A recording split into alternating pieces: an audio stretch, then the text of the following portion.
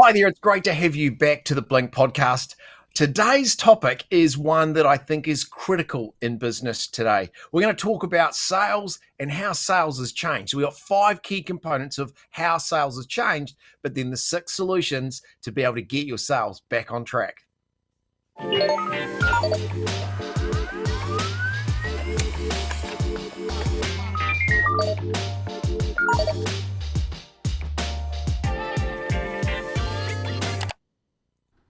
Hey there, it's great to have you back on the Blink podcast. Hey, today's topic I think is absolutely a cracker, and especially for the market that we've got right now. Jonathan, hey, it's good to see you, mate. Welcome in. And what's happening in Melbourne?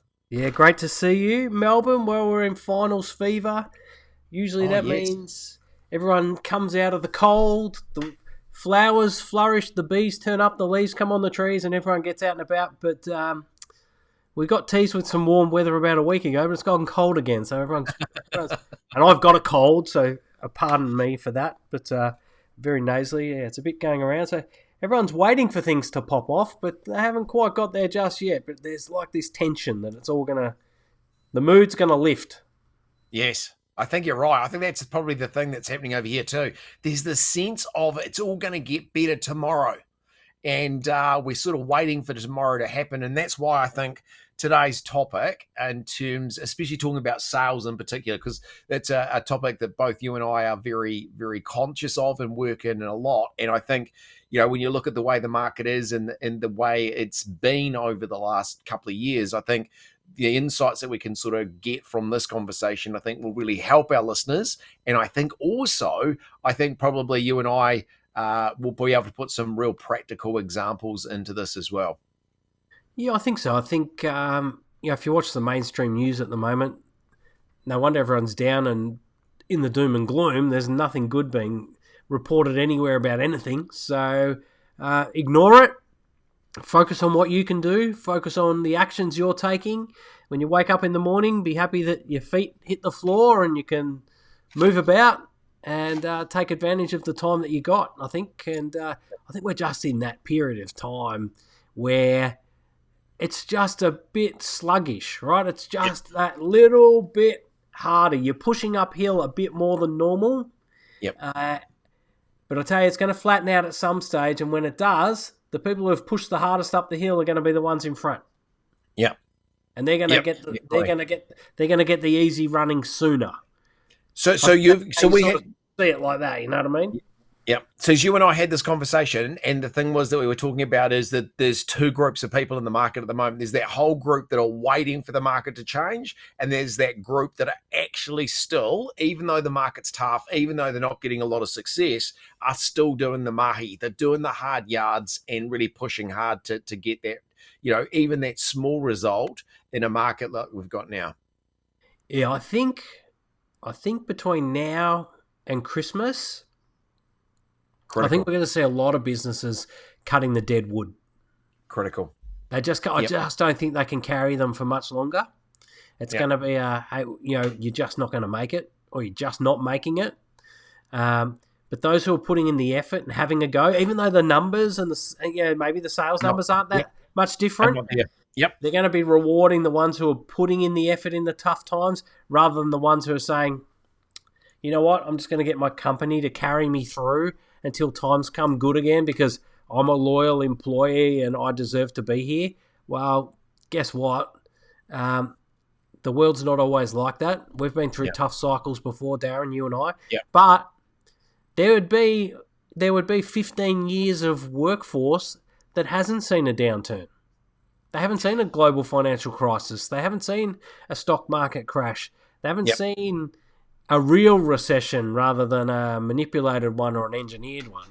And I think, per capita in Australia, we're in what they call a per capita recession. So everybody's budgets are blown. But the big companies are keeping the country afloat, or the government afloat. Yeah. But governments nowadays just rack up so much debt so easily with no fear of the future that money doesn't seem to be an issue for them. But anyway, we digress. All you can do is focus on yourself, and that's what we're going to do today. We're going to focus on how sales has changed, We might even raise the dreaded word that we signed away forever never to say. What word's that? COVID. Oh, don't say it out loud. We said we were going to ban COVID. You Oh. could no longer use it as an excuse.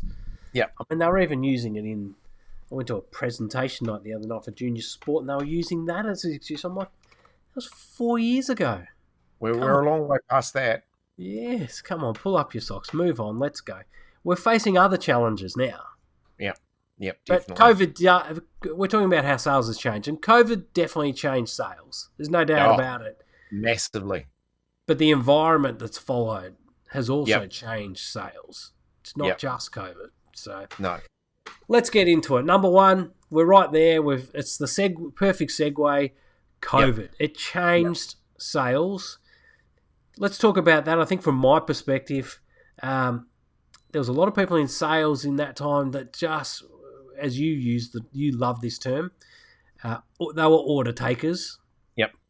And people were sitting around with a lot of time on their hands. A lot of them were getting government assistance, so they had cash that felt like your grandma had sent you birthday money every week, and they were spending it like birthday money. And companies were taking it because they wanted to make sure they were safe and fluid. Yep. Those times are gone. I think it's fair to say.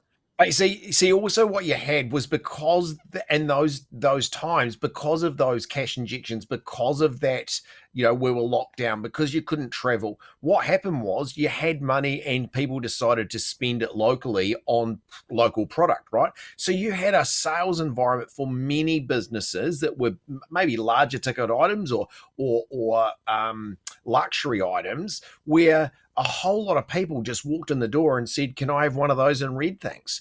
And that's the piece that all of a sudden we had a whole sales environment that were very used to the market driving their businesses. And the only reason that COVID, I think, is on this list today is because I want people to have a think about how COVID changed the sales culture in our businesses.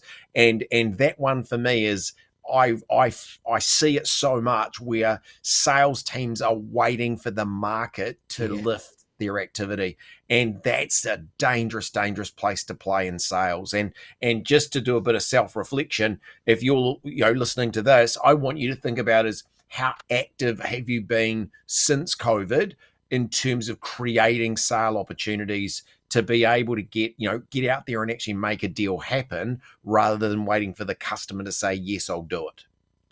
Yeah, it was an interesting time because it triggered a lot of different consumer behavior. People were stuck in their homes.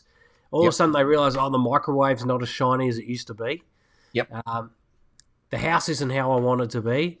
That wall that I've been thinking about fixing every summer, I can't put up with it anymore. I'll get a tradie in to fix it. They started doing all these things. Cars. I need to upgrade the car. Totally. They couldn't get enough cars, remember? Totally. Enough cars. Now in Melbourne, there was a helicopter shot the other day over the western suburbs, and there's literally acres and acres of paddocks full of cars. All sorts of cars. Teslas, Toyotas, Volvos, like whatever you want, just sitting there and they can't move them. Yep. So I think actually you've just brought up another one for me. Like what also happened over that period of time is the consumer decided what they wanted very quickly and then went out and got it, right? So there wasn't really a big buying decision. It was kind of like, I want to do it and I'm actually going to go out there and grab that, whatever I need or whatever component. And you're right, looking around the house environment, people decided to change things, to upgrade, to do things differently in their lives, and that created demand. And that was a very, very change in that sales cycle, that's for sure. It became a form of entertainment. Yeah. It really did. Actually, think about this also, is, the traditional ways of buying, which was to walk into a store, over that period of time, what was everyone encouraged to do? They're encouraged to buy online. Right. So then it came about, well, who's got the product? One, so product availability, and two, who could deliver it to me the fastest, and three, who had the cheapest price. I don't think price. I don't think price was too important. I think it was just, can we get it? But you think about if you're in the online space, if you think you're in the online space, you can actually decide on price really quickly. Yeah. Right? Because I can go search for a pair of Nike running shoes. Same product, ranked cheapest to most Totally. expensive. 100%. Yeah. Yeah. And so all of a sudden, me as the consumer now gets to make a buying decision on different parameters than probably that I have been able to before. Yeah, and I think I remember back to COVID, and we bought new couches because all of a sudden, all four of us were at home all the time, having lunch at the same time. Yeah. Would watch half an hour of television between homeschooling, and it was like, oh man, I think we need new couches. We're going to spend this much time on them. Now, I wasn't that excited about the new couches, but I tell you what, even though it was contactless delivery, when that guy turned up in the truck, man, I was straight out there. I couldn't stop talking to this bloke. I was like, finally someone different to speak to, different stimulation, like different conversations. It was just the novelty of seeing someone different. Yeah, definitely. And we got the couches in, and I was like, and then he, waved goodbye to him down the street, like I was saying goodbye to Grandma and Grandpa after family dinner. You know what I mean? It was like, see you, oh, my long lost buddy. I think that was a weird. I mean, they really did change consumer behaviour. So COVID definitely changed the way people operated. I think a lot of people got some easy sales. I mean, we're going to steer away from real estate, but cars were the same. Auto was the same. Yep. You were just taking orders over the phone and processing them off the iPad, and your key is going to be in locker number 17. Put in this code and just drive the blue one away. There's your car. That's it. And they were just driving out. Houses were selling without people even touring them physically. They were just going on phone tours with the agent for $1 million purchase. Never touched the thing. Amazing. Nowadays, the markets have shifted. The buyer has all the power, and the buyer, moving into section number 2 or point number 2, has way more knowledge. They're so much more knowledgeable now on what they're buying and what other people are prepared to pay for the same item. And we're not just talking homes, we're talking cars, we're talking televisions, we're talking services, insurance, finance, mortgages, everything.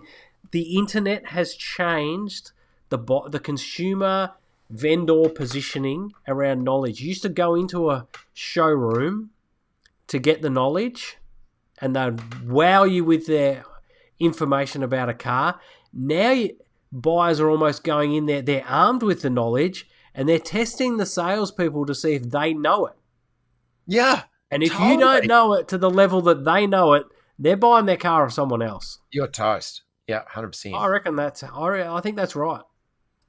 Because one of the things that we say now, especially in the automotive space, and I must say in a lot of other industries, if you think your point of value is providing information about the product, you're dead.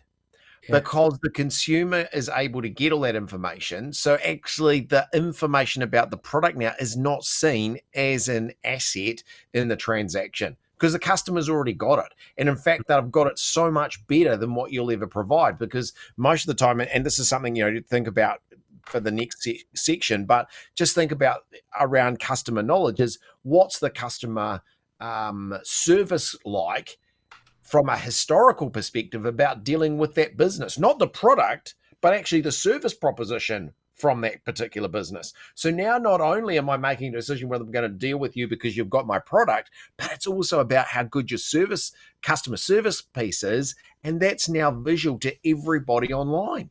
And I'm like, these key components now have got to be understood by businesses, because I still think that their sales systems are still very old and very traditional, and that's where we need to start making some real changes around these areas. Yeah, I think we can take a massive lesson from Apple. So Apple, with their big stores, and I find this amazing. It's a bit of a side issue, but I go into my local Apple store and there are people working in there that have been there for 12 to 14 years.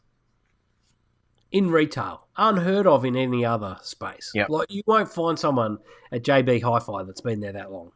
You won't find someone at Coles or Woolworths. Maybe Coles. Yeah. Maybe in the supermarkets. But not full front retail. And what Apple did, and we see it even today, they know that the fans of Apple already have the information. Yep. They already know that the new MacBook Pro coming out in October, which they haven't even spoken about or released yet, is going to have the M4 Pro and the M4 Max processing chip in it. And the reason is they give that information out now. They've already leaked out to the YouTube channels, and here's the secret reports of leaks of what was going to come in our October event. Now, we only just had the September event for the new iPhone last week, but we've been talking about the iPhone for 3 weeks because they leaked that information out. So when you get into the store, it's no longer a salesperson saying, hey, this iPhone is so fast, or this MacBook Pro is so fast, it's got this chip and it's got that chip and it's got this processor and it does this speed. None of that. You already know it. All they do is create pure experience and joy, like you're adopting a new child. Right? It's like they celebrate you. They celebrate you for your purchase. Oh, careful. You're starting to sound like that sounds like a solution. We haven't got to those. Oh, sorry. I've jumped ahead, but they do. They make it an experience, and this is where sales is going now. Very good example. Yeah, very good example. And that's something that we've got to be thinking about today in our businesses, about how much we're actually doing in this space. So let's jump to the next one, because this one sort of dovetails into what you've just done. Then is talk about customer expectation, because I see this all the time now. Where do you reckon customer expectation is now in terms of general, regardless of industry? Where do you reckon customer expectation is now? Oh, it's through the roof. Through the roof, right? And every time we all go into do a transaction, it might be at the petrol station, it might be in a restaurant or cafe, could be doing a business transaction. Our customer experience requirement is way higher now than ever before. And I think what we're seeing now is that sales still sometimes isn't appreciating that customer experience piece and lifting it high enough. Now, it may be, like, I'll give you a good example. One of my dealerships, one of the things that they have to do, so this is compulsory, every person that walks on the yard has to be offered a tea, coffee, or a water. Compulsory. Now, the challenge for the salesperson is you've actually got to get the person to take one. No, I'm fine, thanks. No, look, as part of my job, we really want to make sure that you have a bottle of water while you're here with us. Why would I want to make that compulsory? Local coffee shop won't be happy. No, if word gets out. Well, why would I make it compulsory? Well, it means they're going to hang around longer. Totally. And it just gives them a sense made it of stickier. experience. Yeah, totally. And to be honest, like that's our job in that situation, right? Is to make sure that we exceed the customer expectation, because chances are they're going to go to 3 or 4 yards in the same day, right? So the big thing for us is to make sure that we create an experience at our dealership that they're not getting at others. Yeah, I think in tough times, human expectations of other humans goes up. There's an intolerance. Yep. As you experienced on my morning walk this morning when I was walking the dog, there's an intolerance of people doing the wrong things. Yep. Or slowing you down or being in your way, because there's a bit more of a desperation to succeed. Yes. Yep. And 100%. I think that goes through workforces. It definitely goes through the expectations of what people expect out of governments, the people controlling them. Yeah, right to the people collecting the rubbish bins. You've got to be on your game. Parking inspectors, like, people get crankier. Yep, 100%. And buyers get crankier. Yep, definitely. So I think that, just getting an awareness around sales now that customer expectations is way higher. What are you doing in your business and again, they don't have to be expensive, right? What are the things that you're doing to create a bit more of an experience for the customer where they go, wow, that was really cool, or that was nice? I mean, what does a cup of coffee or a cup of tea or a bottle of water cost you really in terms of the experience, right? Because, the opportunity for you to be able to do those touches. I had one of my businesses saying, Darren, we're not doing bottled water anymore. Like we'll do a tea or coffee, but it's the cost. And I'm just like, seriously, like the amount of money that you are getting per transaction here to invest some more in that customer experience. But it's just, you cannot take those components away. You see, I'd argue the other way, that if you actually can get people on the lot, for let's use a car yard, to take a coffee, they're going to spend more time in the yard, which means your salesperson who delivered the coffee is going to spend less time in the office. Yes. And he or she's going to drink less coffee. Yeah. Right? Yeah, true. They actually end up net neutral. So I'd like to do an audit on the coffees in and the coffees out, and the bottled water's in and the bottled water's out. And I tell you what I'd prefer, if it does come out net neutral, same amount, I'd much rather have the coffee going out and the sales guy talking to people than 100%. sitting in the office drinking on your time. 100%. Sorry to the coffee lovers who like to hide in car yards on cold winter's days, but this is the reality. This is what we've got to do. I love that experience piece. You've got to find something different. Yep. Valuable. Next one is sales has changed because sales has got faster. And I mean, nowadays, this is just a top topic that I talk about heaps, is just how fast you can actually make the transaction happen for a customer. Because if you and me as customers go into an environment where we're left twiddling our thumbs and waiting because we just want to check whether we've got that in stock, in just a minute I can't find it, in just a minute I'll try and find the key for that, and actually hold on a minute, it's got a flat battery, and oh, by the way, I need to get this piece of kit added to it before you get it. I mean, all of that stuff, you just look at it and you go, man, if you can't get this transaction to work quickly now, customers are very intolerant. Oh, I don't know where to start here, Darren. You've hit a button. So, the other day, Monday, not a great retail shopping day Monday, but I took my youngest into Rebel Sport to get her new runners. Now, we got into Rebel Sport at about 4:45. Maybe 5:15, 15 minutes before closing. Now, you reckon that the people servicing everyone in the store would be running around to get it all done before 5:30's done? Oh. No. They were vanishing because they didn't want to have to do the work. Oh, no.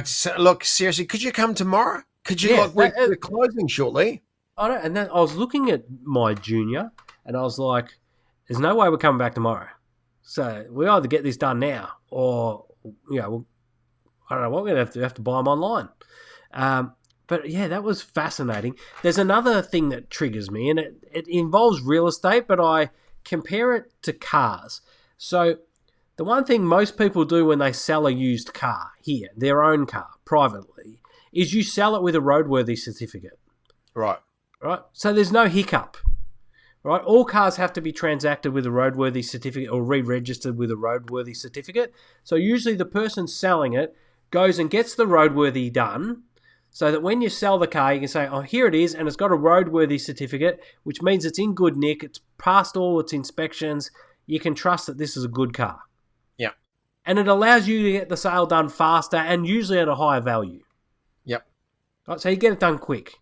But when we flip over to real estate, it really frustrates me that sales of properties are slowed down because the vendors or the agents don't get the building and pest inspections done. Right. So you can have someone who comes in and says, I want to buy that house. And the bank goes, oh yeah, well, we'll lend you the money, but we want to see a building and a pest inspection before you get it done. Yeah. And you ring the agent and say, well, where's the building and the pest inspection? Oh, no, you got to do it. Yeah. So there's something up the process. Yep. All of a sudden, we're slowing the process down by 7 days or however long it takes to get a building inspector and a pest inspector in. 7 to 10 days, you're slowing down the transaction when the house could have been sold. Yeah, absolutely. And now you've got a situation where there's buyer's remorse can kick in, you can get other options start popping up or other difficulties. Internet, find another one. Yeah, totally. Yeah. So you also know about price erosion, right? Yeah, totally. Yeah, the longer a house sits on the market, the more the price erodes. So, all that stuff. So again, that having some thinking about actually how long does it take you to do a transaction, or so I say this quite often with businesses to go, if a customer said yes, I want to go ahead, how long will it take you to actually put that product in their ownership? So how long does it actually take from yes, I'll buy it to actually theirs? Or what is that length of time? And if we can tighten that up, that's really important. Also, just defining the any questions or any issues for a customer. What are the things that they want or need? How quickly can we get that information to them? Because again, if you are asked to wait, chances are you'll. I was actually in a restaurant. We were waiting for a table, and people were Side coming hustle? in. No, not a side Waiting hustle. tables for a side hustle? No? No, not. So we're waiting for a table, and people were coming in, and the person was saying, "Look, unfortunately, it's going to be 20 minutes to 30-minute wait for a table." What do you reckon they did? Went next door. They left, right? Yeah. And Jules said to me, she goes, "If that person had said, look, we should have some tables coming shortly. Would you guys like to hop up at the bar and have a drink? And as soon as a table's free, I'll get you to it straight away." Yep. Where would they be? Well, they'd be at the bar and you'd be getting extra sales. It's just so. Yeah. And then hospitality tells me that they're really struggling, and I'm going, well, think about the sales process that you've got on the front of these businesses. We had another one. We had some friends of ours that went out for dinner, and they went to an event. They went to something first. So it was 8 o'clock at night. 8 o'clock at night when they'd finished, they went into the restaurant, and do you know what they said? New Zealand's all shut at 8 o'clock, isn't it? Lights out. Do you know what they said? Sorry, the kitchen's closed. Oh, no. We can't take your order. At 8 o'clock. And I'm going, is this in Auckland? I'm like, International this. city. The customer is faster now at making decisions than ever before. They need their information faster. They need access. We need to be where they are. And here we are making it bloody difficult and really easy for a customer to say, no, thanks, I'll go somewhere else. I'll tell you what I'd really love to know. Don't start me. I agree. I hear your frustration. You know, nothing worse at McDonald's when they say, oh, can you just park up on the side and we'll get your order to you? And it's like, no, this is not how it's meant to be. But I'd love to know the statistics, Darren. And if someone out there listening has these or has an idea, I'd love to know that when you're at a retail store, say sneaker shopping or clothes shopping, and you say, I'm just going to think about it, and you leave, what's the rate of return? So in anything, buying a house, buying a car, buying a meal, you've looked at the menu, you've looked at the product, and you say to the salesperson, just let me think about it for a bit. And you walk out the door. What is the percentage of return? I reckon the percentage of return in terms of actually purchasing that product is probably over 80%, right? But I'm not saying where you bought it. All right. So because if you go into a store because you need to buy a pair of sneakers, right? You'll go in there and you'll have a look at them, and then you'll make the decision: should I buy those now or not? And is it price? Is the value? Do I see the value for the price? Because if I do, and I've got access to the funds, I'll probably make the buying decision right now. But if I leave, that need's not going to go away. But the options of buying those sneakers in another store or online becomes more of an option. I think most of the times when I leave a sneaker store, it's like, I know I can get these online for better, and I've just checked that the size is right. Yeah. And I think the poor sales reps know it. When I say, that's good. They do, but if you want to wait, and this is, remember I said to you about the how fast the consumers are today, if you've tried those on and they're the shoes that you want and they're on your feet right now, and the difference between buying them now and buying them online is $12.40, what are you going to do? Well, postage will be $12.40, so... But there's got to be a rubber band where it breaks. Yeah, there is, obviously. Which is a price But what differentiate. I'm saying is that's the challenge for the retailer these days. That's the challenge, is to create the relationship with me. So I would prefer to buy from you, even if it is $12 more expensive, because at the end of the day, buying it online doesn't give me the relationship. And I think that's the bit what we need to be thinking about here. I'd still love to know what the return to the store to buy the Yeah. product or the place of origin to buy the product would be Yeah. at. I Yeah. think it'd be scarily low. Yeah. Agreed. Um, but I'd love to know if anyone's got those stats. I might have to ring a couple of the universities and see if they've done that sort of research and see how it's changed over time. Because I think Let's that's have important. let's do some work on that, because I think that you did right. That's a really good topic. And then you're Next one, moving into keeping them in. Yeah, sorry. So I'll just, the segue is obviously trust yeah, is the next one, right? Point number 5. because I reckon now sales has changed to the point that if you don't trust the company or don't trust the supplier, often you'll make a buying decision elsewhere a lot easier. If I trust the person that's looking after me, or I get the feeling that they will actually look after me, and I trust their opinion or trust their advice, then I will buy from them. And I think that's the challenge that we have in sales now, is you have to make sure that you develop a level of trust with your customer so that they take your advice as valuable and will help them make that transaction. Yeah, and I think this is where the human personality comes in, right?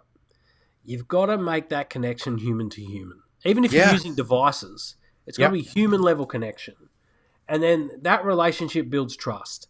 And then once you Yep. have that relationship, it's almost like a loyalty that people won't go, your customer won't go anywhere else. Yep. And, a great example of that is that in my local area, there was a fantastic family restaurant called Columbo's. It was an institution of the area. We'd been taking our kids there for every birthday from the moment they could sit at a table, and it closed down. It didn't survive. Didn't survive COVID. Like, it had been there for 50 years. Everyone knew it. Wow. And we don't go to any other restaurant in that area. Still. Wow. We just don't do the experience anymore. Yeah. Yeah.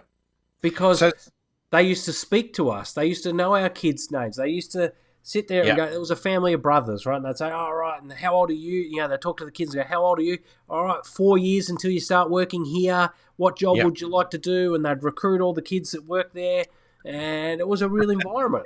so cool. Yeah, very Right? clever. And so you'd go there for that personal connection and trust. You wouldn't go anywhere else.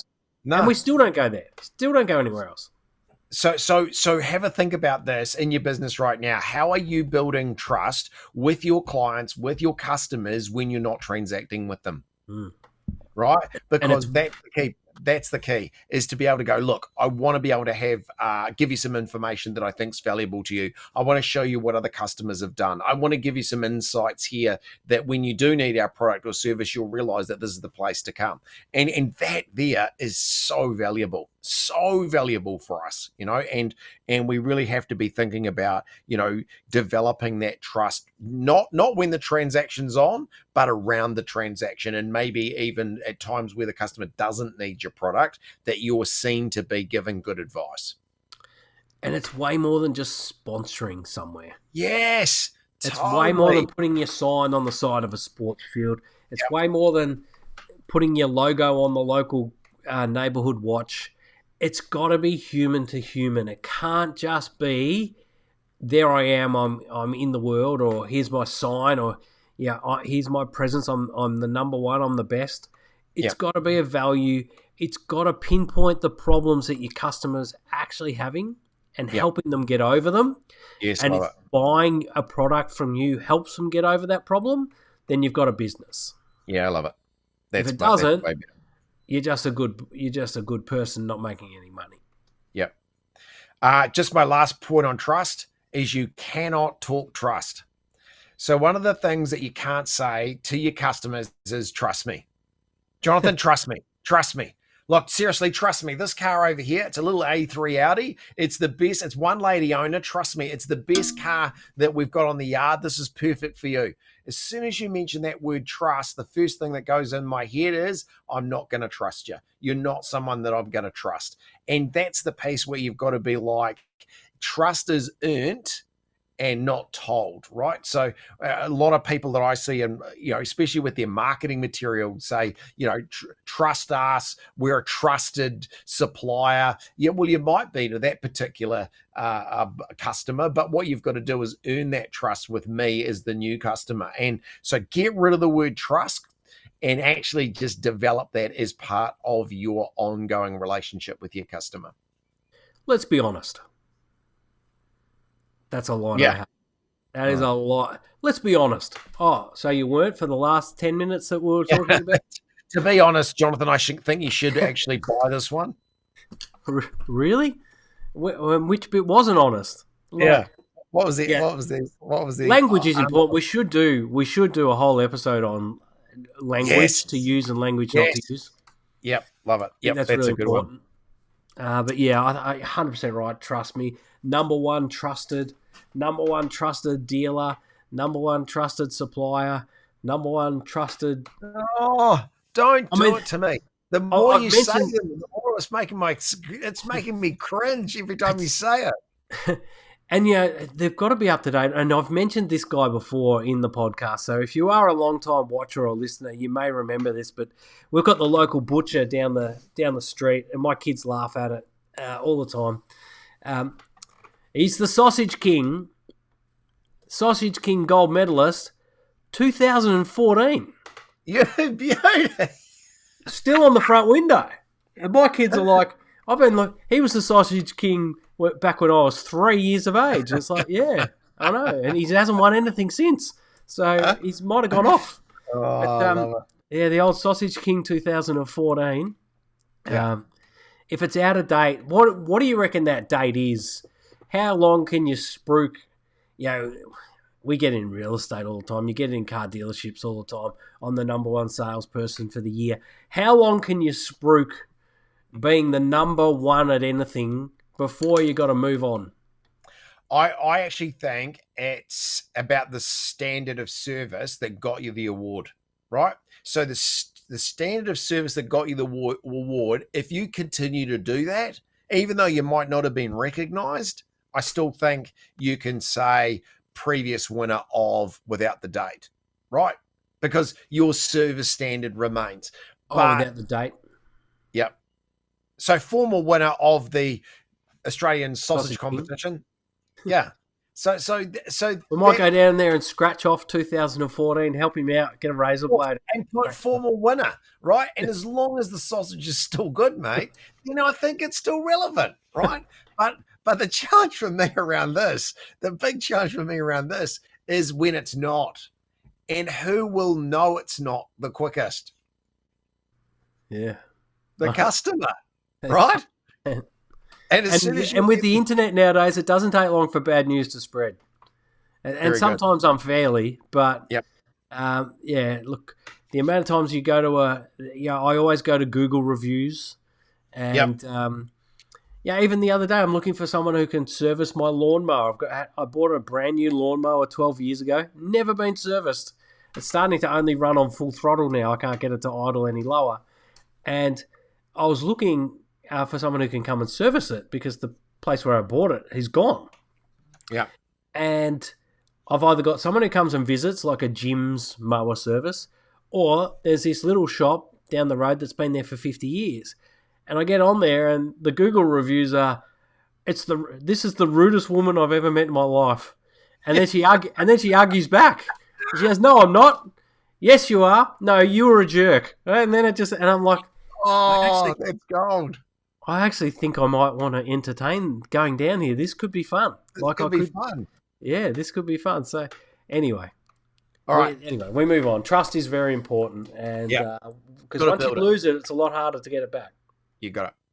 All right, let's get into some solutions, I reckon, because what we All should do right. here at the end, we've identified how sales has changed, but I think we should talk about some solutions and things that we can practically do in our businesses to improve our sales results. So these, I think, are really, really important and good for sales managers working for this with their sales team. So let's try and keep this nice and concise, because then sales managers could actually use it with their sales teams, which would be a sensible idea. So let's go. Solutions. Number one for me is set a target. Yeah. I don't know you, but I've seen so many sales environments at the moment that don't have sales targets because, Darren, look, if we set a sales target, we might not hit it. And I don't want to have our sales team feel demoralized. They've got to be written down. They've got to be advertised. They can't just be, hey, in a meeting, this week, can we hit this target? It's got to be written down. It's got to be written down and it's got to be visual, and your team have got to be able to see it. We've got to have sales energy that we're going for that target. We're going for it. We're going to have a crack at it. Yes, it's 20% higher than last month's. And yes, last month was difficult, but actually, let's have a crack at that. Let's see if we can achieve something really wicked in the business and make sure that we've got a target that we're aiming and striving for. Yeah, I've got a friend of mine that runs a recruitment business, his own, very successful. And I found this a little bit harsh when I first went in there and witnessed this, but on the floor where you got all the recruiters, he's just got TVs up. Scoreboard. Scoreboard. And the TV has everyone's name, how many calls they've made for the day, how many people they've placed for the month, and they're ranked. And love it. And like the stock market, they move based on whether they're climbing or dropping. And the ones at the bottom are in red, the ones in the middle are in yellow, and the ones at the top are in green. And you reckon that doesn't create the motivation to not hang around at the bottom? I don't know how people would, I think the next generation might have some problems with that type of definitely approach. But, that's what they do in recruitment, and it works. So again, have a think about that in terms of making sure that each individual person in your team has a sales target. They've got something to strive for. Break it down so it becomes, broken down into a weekly target. And even in some cases, we break it down to a daily target, because right now, if you've got a sense of, oh my goodness, I've got to hit a big number for the month, getting it down to just focus on a daily target. Let's just make sure that we really hammer out our daily number and make sure we achieve that, because you build on that habit and you will meet your monthly target. So again, just having good targets is important. Yeah, I think my business has been going for 11 years, and this is the first year I've had a targets written down. Yeah, I love it. A strategy written down. And you know what it does for me? It stops me being distracted with other engagements, like other ideas and other things. Like, no, just you haven't hit your targets yet. Go back, focus on your targets. Once you hit all your targets, then you can look at what you do next. But you haven't reached them, keep going. So I think it actually adds certainty and clarity. Good boy. Love it. Very good. The next one, B, scripts. You got to make sure you know what you're going to say and how you're going to say it. Not just how you start, but how you end. Mate, this is the bit that I see at the moment. Is I reckon this is one of the lowest areas of time that is spent by sales managers and sales teams, is actually getting a better script. Because you and I both know, if you say something the right way, you get a better outcome. Yeah. Right? So if we get our scripting right when we're on stage, and we've actually got a very clear, the way we say things and the reason why we say it that way, because we're looking for the particular outcome, that scripting takes some time to get clear and certain on it. And then you've just got to make sure you've got the right words in the right place. Yeah, and I'll tell you a little tip or a hack. One way to get really good on your scripting, particularly under pressure, is to make videos. Record yourself making videos, because guess what it does? The process of actually making content gets you clearer on what works and what doesn't, because you end up watching yourself back and you can see where it's working and not working. And I get it all the time with the clients that I work with.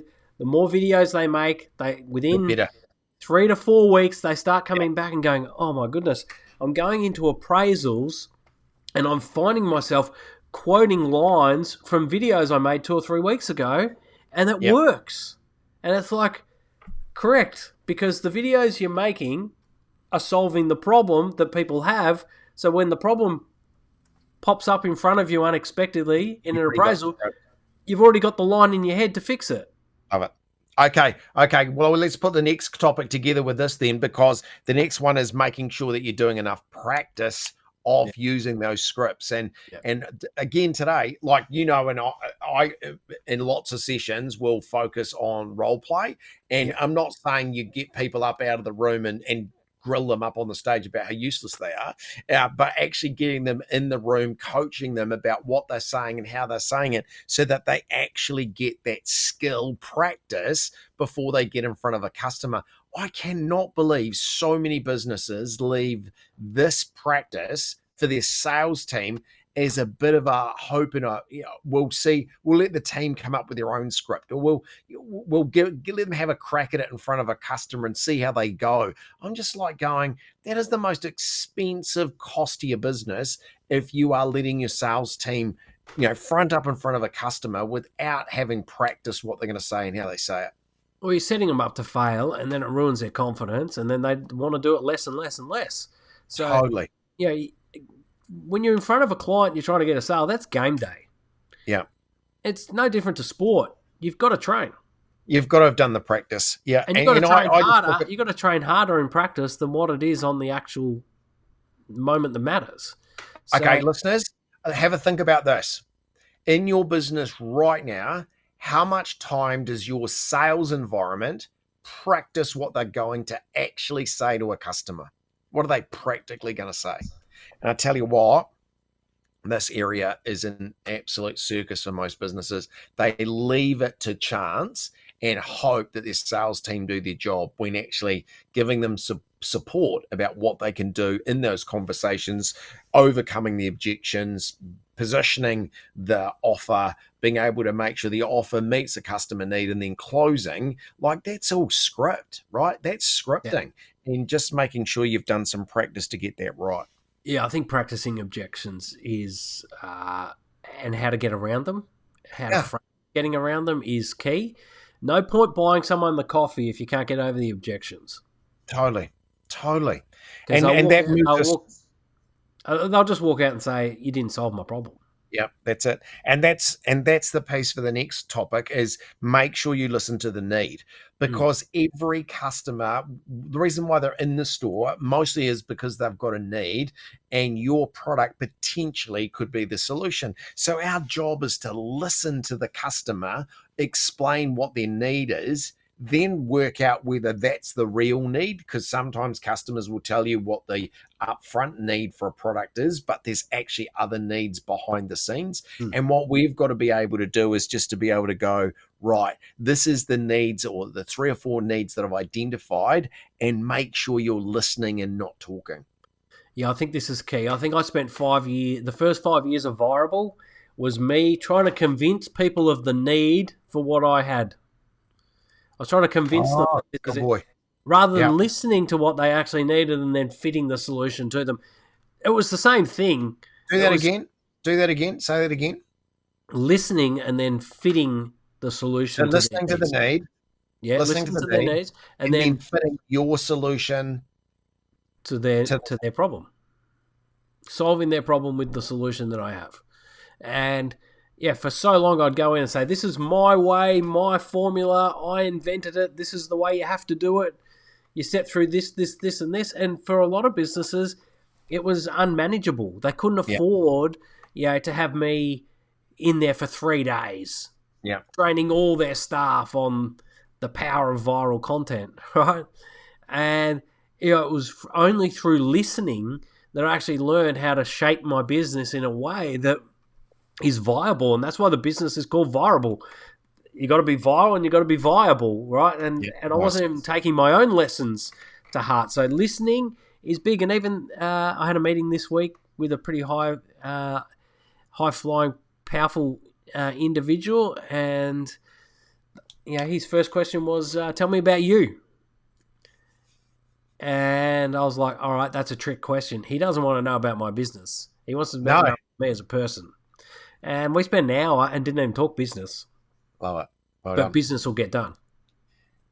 because that there is actually listening to the real need. They want to know who you are so they can build trust Yeah. and then be able to build the expectation Yep. around a much better product delivery. Jeez, that actually goes through the whole list, mate. That's exactly what we've covered off. And, Yeah. and that's the piece where you being able to listen to the questions and be really clear about what the real need is allows you to be able to create that solution. Real Yeah, good. I think so many people get nervous before big meetings that, even if they get there a bit early, they're waiting. They're like, okay, this is how I'm going to say it. This is what I'm going to say. And they're not ready for the curveball. No. And, Or miss the someone will say, curveball completely. yeah, how's your family? Oh, well, we've got a business of 6 people and we do this. Yeah, we've got That's an ROI of this and KPIs of that. I was like, Oh, oh, you called your no. kid KPI? Oh, yeah. No. No. You know what I mean. Okay, next one. Being able to pose the solution that meets the need. And, Yeah, and again, we hit this on is it. the piece that you're just talking about there is your ability to listen to the need and then to be able to morph, change, strategically position your product so that it actually meets that need. Yeah. And this is where practice can be dangerous. Yep. Because if you only practice one response Yep. and then you listen to the needs and your practice response isn't flexible enough to pose the solution that they need, you're in trouble. So what you need to do when you practice is you need to have someone else with you who can play devil's advocate and throw curveballs at you so that you've got all the base information, but on your toes and on your feet, you can mold it to their solution. Don't be rigid in this. You've got to be fluid in how you present it. And don't sit there and offer a solution if you can't solve it. You have articulated modern sales training. So what you've just done there is you've articulated what modern sales training is, because in the old days we used to script it really tight, and nowadays we don't. So what you do is you take the topic or the direction of the conversation where you need it to go, but you understand that the topic based on the customer need or what the solution possibility will be is, and you move in that direction with your conversation. So what you're thinking about all the time is, what is their need and how does my product fit it, and then how do I position it as the solution, right? And it's the word solution that you got to keep remembering here. So that's very good, mate. And it can stop, and that listening piece and knowing what your solution is can get rid of the tire kickers really quick. It can speed up whether you're wasting your time or wasting theirs. I had a bloke the other week. He kept me on the phone for an hour, and only for at the end saying, "I love what you do, and I love what you've got to offer, and I want to do it, and I want to sign up. But the one thing I won't be doing with you is I won't go on camera." Yep. Oh, that's pretty hard from a guy who's a content coach and teaches you how to speak on video. And if you're not prepared to get on camera, then we can't work together. Yeah. And he didn't take it. He emailed me the next day to say, when can we start? I'm like, no. Unless you change your mind about being on camera, we're out of here. Your solution's not going to work. That's right. And he couldn't believe it. Like, he was dumbfounded. And I'm like, well, you've already wasted an hour of my time. Like, I should have been better at saying, hey, this is video-based. Before we get going, are you prepared to be on camera, or do you already make videos? And that's something I've added now into my practice scripts, is very early on, I ask a pretty, open question of, like, how many videos have you made this month already? Or how many times have you tried to introduce video into your business? Yeah. So get them to tell you where they're at in their journey, so that you can save my time. Pose the solution that actually fits them and where they're at. So I have to say, well, are you prepared to do it first? Yeah. Okay. Are you here to buy a car or not buy a car? That's right. I don't have a license. I can't drive. Well, this is where the next one, our last solution for sales right now, is you have to ask for the business. I still am flabbergasted by the number of businesses that base their success on sales and do not get their sales teams to ask the question, will you want to proceed with this? Are we proceeding with this? Let's make this happen. Hey, I just wanted to just check, how will you be paying for this today? Just asking the simple questions about, the close of the transaction to actually make that buying decision. And I don't know about you, but I find even myself in purchasing situations, if the person closes me, like says, look, chances are I'll say yes, because I need the product. I want to do it. Its time is important to me. So if you actually ask me to do it, I probably will say yes. But if you don't and I am unsure, I'll probably go, thanks very much. I'll have a think about it and I'll come back to you. Mm. Yeah, look, I had a meet. I kept going. I've had a busy week, but I've had examples of people romancing me for a while. We've had a lot of discussions. And it's got to the point where there's just nothing more to be discussed. Are you doing it or are you not? Yeah, sat down for a coffee the other day. Hey, how you going? How's the family? Great. Now, are we doing this? Just as casual as that. Are we doing this? Like, great to see you. I like having coffee, but are we doing this? Yeah, well done. Yeah, we're finally doing it. Great. So that's the piece where you're creating the close. Got to create the close. Don't be scared to close. It's the same in business. I learned a lesson many years ago. Never be scared to send an invoice. No. If you think you're going to lose a client because you have to send them the invoice for the work that you've already done, then they're the wrong client. Totally. So never be scared to ask for the close, because all they're going to do is keep wasting your time. 100%. 100%. And it positions you differently when you go in for a close. Good closers present themselves as in demand. If you're asking for a close, it changes the human perspective. Hey, are we going to get this done? Because it's like, I've got an urgency, I've got other people waiting. Particularly if you're a service industry. If you're like us, if you're a trainer or a speaker, if you come in for that close and you hit them with the close, it's like, hey, I'm busy. I need to know if we're doing this or not. We're doing this. Yep, 100%. But you got to be prepared to let it walk. But at the end of the day, if you've listened to the need and you've created the solution, then actually asking to go ahead and make this happen is actually one. Yes, it does help you in business, but doesn't it help the customer more? They came for a purpose and a reason. Yeah. Like I always look at it when you pose the close. If that close isn't articulating the solution that you've created and identified from the need, then you don't deserve to get a yes. You've got to make sure that you've done that linking piece before you get to so how would you like to pay for this? But some people, Darren, would prefer to avoid a no. Yep. They'll hold off a no for 6 to 12 months. Oh. Right? Because they're so scared of a no. But you see, that's the piece again that we've got to get our heads around, because that there is just that fragile sales positioning. As like, if you ask for enough business in a day, you will meet your sales target. If you ask for enough business, now you're not going to get it all, but actually having the understanding that you're going to actually ask for the business is the key part here. But if we're talking about people who are struggling in sales, and it has changed. We know people who would rather sit in a sales meeting on a Monday and say, yes, I've got 7 listings, or I've got 7 potential buyers, rather than trying to close them and losing 3 of those and saying, now I've only got 4. Oh, I totally agree. Right? Totally agree. And that's part of the... But it's so bad.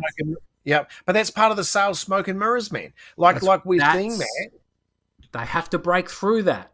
That's what this is all about. This whole episode is about how you break through that. So if there's people listening or watching, and this is so late in the episode, I just hope they watch all the way through or listen all the way through. If this is you and you're one of those people, you're like, you know what, I'm just not going to ring. We're recording this on a Friday. I'm just not going to ring Jenny today, all right, because I don't want to ruin my weekend by losing her. I think she's, in your mind, at best, she's 50-50. Make the call. She's 50-50. Guess what happens? Make the call. Even if Jenny says no, it opens up space for someone else to come in and say yes. 100%. But guess what? Jenny's probably still going to say no next Wednesday or the following Wednesday or a Yeah. month's Wednesdays. So you might as well just get it done now and move on. Get on to it. We said it earlier. Number 4, faster. People are buying faster, but you as a salesperson also have to match the speed of the market and be faster in finding out whether this is a legitimate opportunity or not. Good job. Love it. Don't waste time. Well, all I can say is that if you're in sales and you are thinking about improving your results, those there are the 5 key reasons why sales has changed, and 6 really easy, practical solutions to really get your sales department up and running. So I just want to say thank you so much, mate. There was such a good... these sales ones for me are really important because I just think when you look at the market that we've got right now, this is an area that everybody needs some help in, and certainly give you lots of practical takeaways and tools that you can use in your business. So thank you so much, mate. It's been great catching up. Yeah, well, businesses don't usually work without sales, so it's very important. Love it. All right. All right, Very guys. good. Thank you very much. See you soon. Take it See easy. you guys. Peace.